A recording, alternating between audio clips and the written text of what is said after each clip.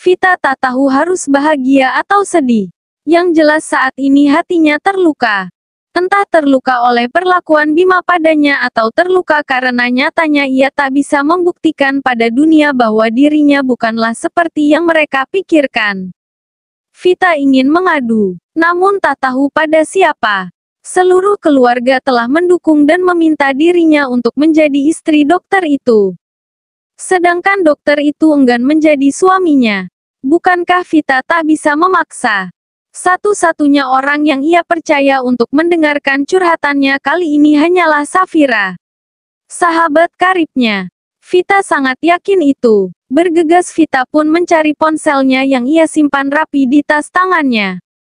Untuk segera menghubungi wanita yang saat ini tengah mengandung itu. "Hai Wak, apa kabar?" Sambut Safira di seberang sana. "Fisik baik, mental merana Wak. Capek banget, pengen ikut Louis saja rasanya," jawab Vita. Sepertinya dia memang sangat lelah. Terlihat saat ini air mata mulai keluar dari pelupuk matanya. Sembarangan. Nggak boleh bilang begitu. Gue tahu lu kecewa sama abang. Tapi tetaplah Wak, jangan bilang begitu. Gue tahu lu cinta sama abang. Tapi gue mohon jangan rusak rumah tangga mereka Wak. Kasihan anak-anak mereka. Lu ngerti kan maksud gue, ucap Safira memohon. Kali ini Vita tak melanjutkan tangisannya. Ia malah tertawa. Heran saja, kenapa Safira mengira bahwa dia lelah gara-gara Zain. Apakah dia lupa bahwa sebelum ia pura-pura hamil, dialah orang pertama yang dimintai pertimbangan olehnya. Ini bukan soal Zainra. Ini soal temannya. Apa bedanya mereka berdua? Sama-sama bikin gue pusing. Yang satu bodoh plus kolot. Yang satu bermulut pedas. Sama-sama menjengkelkan bukan? Gerutu Vita dalam hati. Enggak Ra, ini bukan soal pria bodoh itu. Ini soal lain. Vita mengusap kasar wajahnya. Ingin langsung bercerita perihal Bima. Namun ia ragu, mengingat Bima adalah sahabat dari istri Zain. Yang tak lain adalah Iparzi. Soal lain. Soal apa tuh? Tanya Safira. Soal kerjaan lah, apalagi. Lu apa kabar? Rasanya lama banget kita nggak bersua. Aman kan lu? Balas Vita, mencoba menepis masalah yang saat ini merundungnya. Vita jadi mengurungkan niatnya untuk mencurahkan isi hatinya kepada sang sahabat. Kalau gue sendiri lagi biasalah sama Lutfi. Ribut sedikit.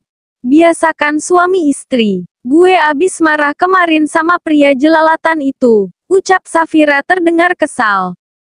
Kenapa? Ada apa? Tanya Vita. Ex-girlfriendnya pura-pura ngelamar kerja di toko. Nggak tahunya cuma mau deketin dia doang. Kan kesel gue Wak, jawab Safira. Oh alah, terus gimana? Tanya Vitan penasaran. Ya udah, sekarang Lutfi aku suruh pulang ke Batam aja. Biarin. Kesel tahu, takutnya mereka diam-diam ketemu, jawab Safira lagi. Nggak boleh gitu. Namanya sudah suami istri itu harus ada rasa percaya. Kalaupun dia memang berani main dengan wanita lain, berarti dia sedang mendekatkan diri ke dalam api neraka. Kamu nggak usah khawatir. Yang penting kamunya jangan perpikiran buruk sama suami. Nanti adanya curiga terus memancing keributan, ucap Vita menasihati. Suasana hening sejenak. Sepertinya Safira sedang memikirkan apa yang sahabatnya katakan. Lu bener Wak. Sebaiknya gue emang nggak boleh terlalu cemburu sama Mas Lutfi. Yang penting dia kan nggak ngeladenin. Kalau dia juga merespon barulah aku marah. Ya kan? Jawab Safira. Lia, gitu aja. Terus jangan lupa doa Wak. Biar langgeng. Nggak ada masalah yang serius. Bisa bareng terus sampai kakek nenek. Amin. Ucap Vita. Kali ini dia serius. Amin. Makasih banyak Wak. Semoga jodoh lu cepet datang ya Wak. Biar ada yang ngelonin kalau malam. Anyep Wak. Apalagi musim dingin gini. Canda Safira tanpa berdosa. Ia pun tertawa. Dasar, menantang-mentang situ ada yang ngelonin. Lalu gue dibully. Awas lu Wak, lihat aja. Bentar lagi gue juga bakalan ada yang ngekepin. Tapi siapa ya? Balas Vita malah bingung. Aku aminin Wak. Semoga jodoh lu bisa segera didekatkan. Oh iya, tadi ipar gue telpon. Dia pengen ketemu sama lu Wak. Ada waktu enggak? Tanya Safira sesuai dengan apa yang disampaikan Zizi kepadanya. 5 menit sebelum telepon dari Vita ia terima. Ipar lu. Pengen ketemu gue. Ada apaan ya Wak? Wah gue dek-dekan Wak. Takut gue ucap Vita. Ih ngapa takut? Kan lu nggak bener-bener ngambil abang dari dia. Entahlah dia mau apa. Yang jelas dia pengen ketemu. Gitu aja pokoknya, jawab Safira. Oh, kapan maunya Wak? Soalnya 2 minggu lagi gue ke Belanda. Kayaknya di sana bakalan lama. Lu tahu kan, gue ada banyak meeting di sana. Vita merasa tak nyaman dengan undangan itu. Takutnya penting. Astaga nggak usah setegang itu juga kali Wak. Kalau lu ada jadwal ke Lombok aja mampir. Kalau belum ada ya jangan dipaksakan. Dia tahu kok kalau lu orang sibuk. Safira mencoba menenangkan sang sahabat. Oke deh Wak. Gue minta tolong salamin buat dia ya. Tolong sampaikan maaf gue buat beliau. Astaga, gue jadi nggak enak sama dia Wak. Takutnya gue dikiranya serius mau ngerebut laki dia Wak. Ucap Vita takut. Nggak Wak, lu nggak usah takut. Dia udah ngerti kok. Dia juga udah tahu siapa lu. Dia kaget tahu, pas gue cerita. Kalau lu tuh mantan adik ipar abang. Ah, pokoknya dia tercengang gitu loh. Cerita kalian emang unik sih. Aku mantan pacar ipar lu. Kakak lu mantan istri abang gue. Lah lu mantan pacar abang gue. Kayak cerita kita tuh sambung menyambung gitu loh. Kasihan yang baru gabung. Jadi puyeng ucap Safira. Tak ayal mengingat cerita rumit percintaan mereka.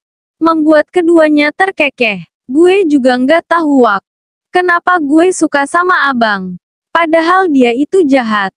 Jahat banget malahan. Tapi aku nggak bisa benci dia Wak. Dia selalu jagain aku dengan sangat baik.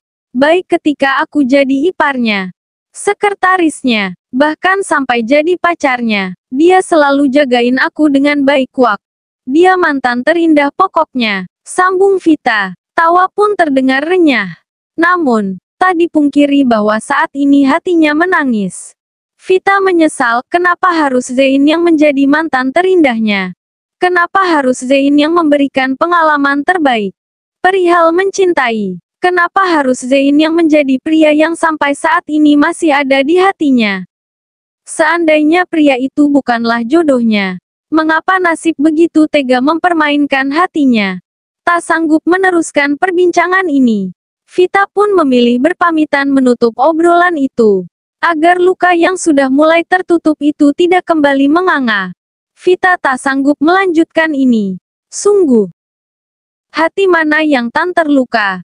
Mendapati dirinya berada di dalam tengah-tengah lubang duka. Kala itu, ketika pertama kali ia menyadari bahwa ada cinta di hatinya untuk sang mantan kakak ipar. Vita berusaha keras melupakannya. Karena memang ia sudah menduga bahwa ia tidak akan mungkin bisa memiliki pria itu. Lalu, ia mencoba melupakan cintanya dengan menerima cinta pria lain. Berharap, ia akan bisa melupakan Zain dengan kehadiran pria lain. Namun takdir berkata lain. Pria itu jatuh sakit dan akhirnya meninggal dunia. Dengan meninggalkan sesal yang tak sanggup Vita ungkapkan dengan kata-kata. Sebab sampai di detik ketika pria itu menghembuskan napas terakhirnya, Vita masih belum bisa benar-benar mencintai pria itu. Walaupun begitu, tak sekalipun Vita berpaling dari Louis. Ia tetap tulus merawat dan mendampingi pria itu dalam masa pengobatannya. Vita ikhlas bolak-balik Jakarta Singapura hanya untuk menemani pria itu terapi. Namun sayang, takdir berkata lain. Louis menyerah dengan penyakitnya. Hingga meninggalkan Vita dengan segenggam penyesalan. Entahlah, mungkin Vita adalah wanita pilihan. Hingga sampai detik ini ia mendapatkan cobaan yang tak ada henti-hentinya. Kini, kembali datang seorang pria yang dipaksa untuk ia terima. Namun pria tersebut sama sekali tidak mau melihatnya. Tidak mau mencari tahu dulu tentang dirinya. menghakiminya tanpa mau mengetahui apa yang sebenarnya terjadi. Vita menghela napas dalam diam, memejamkan mata, berusaha melupakan apa yang saat ini terjadi. Tak dipungkiri bahwa sekelebat mata, sempat terlintas bayangan tampan pria yang menikahinya. Tetapi, sayangnya, bayangan itu juga memberikan luka di hatinya. Andai Bima bisa menerima statusnya sebagai janda, mungkin Vita juga bakalan mencoba mengabdikan dirinya untuk menjadi istri yang baik. Ah, sudahlah. Untuk apa aku memikirkan sesuatu yang tidak penting? Bukankah dia tidak menginginkan ini? Bukankah dia sudah jelas-jelas menolak apa yang terjadi antara kita? Ngapain pusing-pusing? Iya kan? Sebaiknya aku bersiap, Gu. Vita, mari kita cari cuan yang banyak. Biar bisa jalan-jalan kemanapun kamu mau. Ucap Vita berusaha menyemangati dirinya sendiri. Vita paham bahwa saat ini dia sedang berusaha membohongi dirinya sendiri. Membujuk hatinya, agar tetap tenang dan merasa baik-baik saja. Tak ubahnya seperti sang istri. Bima sendiri juga berusaha tersenyum. Mencoba membujuk hatinya agar jangan sampai jatuh cinta pada wanita yang ia nikahi. Bima tak bisa bohong, bahwa saat ini hatinya ingin kembali ke rumah itu. Kembali ke rumah di mana wanita yang selalu ia hina. Namun juga ia inginkan, andai kelakuan Vita tidak seburuk itu. Mungkin Bima akan berusaha menerima pernikahan ini. Sebab, sejatinya ia juga menginginkan pernikahan ini. Sebelum membawa masuk ke dalam pesawat yang akan membawanya kembali ke Lombok. Tak lupa pria yang berprofesi sebagai dokter ini menghubungi keluarganya. Bilang sama Mama Yalun, Mas ada operasi darurat jadi harus segera balik ke Lombok. Ucap Bima berbohong. Oh, oke. Lalu istri Mas di mana? Tanya Luna. Dia ada kerjaan juga jadi Mas udah antar di balik ke Jakarta. Nanti kalau urusan dia udah selesai, Mas jemput lagi. Jawab Bima. Lagi-lagi berbohong. Oke deh, nanti Luna bilang ke Mama. Mama sekarang masih sok Mas. Nanti kalau udah bisa diajak ngobrol, nanti Luna kasih tahu. Jawab Luna. Panggilan pun berakhir. Bima menghela napas dalam-dalam. Mengusap kasar wajahnya. Sedih saja, bagaimana tidak, untuk menolak keinginan orang tuanya. Dia harus menjadi pribadi pembohong. Dan ini semua tidak lain dan tidak bukan. Semua karena Vita. Vita lah yang bersalah menurutnya. Karena dia, Bima menjadi pribadi pembohong. Tak ingin terus terbayang dengan wajah Vita. Bima pun menghapus satu persatu foto pernikahan mereka. Namun, jarinya terhenti seketika. Ketika di salah satu pernikahan itu, ada foto sang ayah yang terlihat tersenyum bahagia.